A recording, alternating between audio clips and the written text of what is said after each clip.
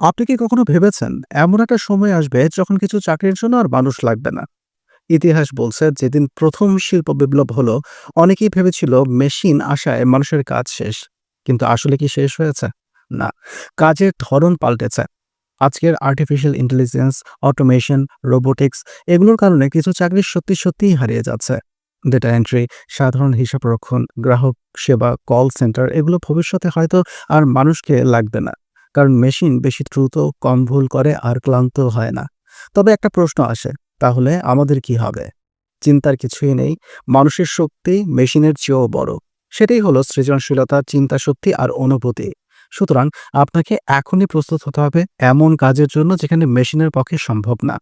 যেমন সমস্যার সমাধান, আবিষ্কার, নেতৃত্ব এবং মানবিক যোগাযোগ। সময় এসেছে আপনাকে আপনার দক্ষতাকে আপগ্রেড করার। নিজেকে এমন জায়গায় নিয়ে যাওয়ার যেখানে ভবিষ্যতেও আপনাকে খুঁজবে। মনে রাখবেন, প্রযুক্তি কেড়ে নেয় কিন্তু আরো বড় সম্ভাবনার দুয়ার খুলে দেয়।